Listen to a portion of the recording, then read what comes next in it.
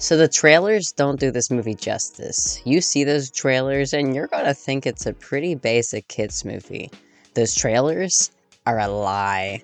They don't show what this movie's about. Hell, they do my pet peeve of mashing up clips and voicing over them with lines that aren't even said in the movie, misleading you into believing a different narrative. No, this movie is way deeper and darker than those trailers make it seem. Transformers 1 is the best Transformers movie. Forget the live-action movies from long ago. If you want real plot, character development, action, and humor, this movie has everything. Finally, we have a Transformers movie based entirely on their alien world, Cybertron. There are no humans. You don't need any prior knowledge of Transformers, you don't need to have seen any other movie or show. Transformers 1 is a perfect starting point with a fresh new story depicting young Optimus and Megatron before they became leaders. In this story, they used to be like brothers, torn apart by a world-shattering incident. You will see deep and realistic character development and emotions. A very plot-driven story, enjoyable whether you already like Transformers or not. If you're a longtime Transformers fan, you are certainly not going to be disappointed.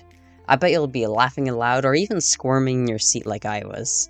This is Optimus and Megatron like you have never seen them before. This will be a fresh experience with new takes on many characters and new designs.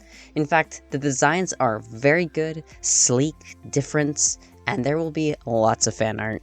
This whole movie was beautiful.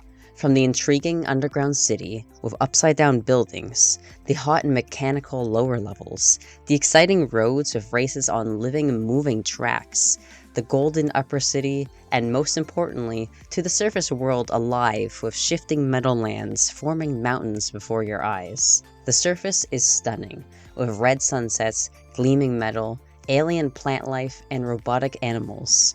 We've never seen the Transformers homeworld like this.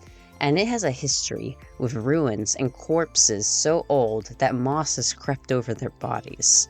This movie makes you want to explore it with the main characters, seeing it for the first time. You know real effort was put into this film in terms of its writing. Care was put into the development of the characters to show a realistic change from happy best friends to enemies. As you watch the beginning, you will wonder, how is it going to be done? But you will have a very hard time guessing what will be the catalyst to push young Optimus and Megatron apart. And once you see Megatron leaning to evil, becoming what this character is known for, you might then predict what is going to happen at the end. But when it happens, it is the most satisfying thing. It's like whether you side with the Decepticons or not, you were eagerly waiting to see Megatron go too far. And oh yeah, this ain't a happy kids movie. Kids can watch it, just be aware that it has juicy, dark moments that teens and adults are more likely to love. There is a torture scene, and there are instances of murder. There's definitely violence and cruelty. The villains are real villains, if you are finally eager to see those who deserve it get wrecked. But holy moly, the emotions in this movie are strong and realistic. Oh, they go through a roller coaster as they discover the truth of their world. The timing of the movie is also really good. It certainly does not drag on. It goes as fast as it needs to and as slow as it needs to, giving its characters time to sit down, grab their heads, and come to terms with horrors. You will absolutely love the time the movie gives Megatron to slowly spiral into madness. The movie combines proper timing, music, sound cues, and voice acting to really let you know that things are getting dangerous. I want to get into the details, but that will be for my spoiler video. Yes, once you have seen the movie, look out for my next upload where I go over how wonderfully written the character development in this movie was. And you probably won't even notice it's Chris Hemsworth playing young Optimus. He's got his own voice, doesn't sound like Thor at all. And I would say that the voice we get in the movie is a way better fit for this Optimus than the famous traditional voice actor Peter Cullen. And I got to praise Brian Tyree Henry for his work of Megatron because he had the range to make Megatron sound fun and friendly, but then scary and dangerous later on. And I almost forgot to praise how unique the fighting style of these robots are. I have never seen Transformers fights animated in a way that so masterfully showcases the abilities of the Transformers.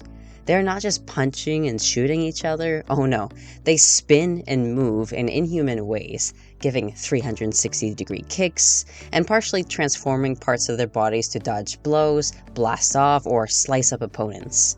They flash out weapons and just use every part of themselves.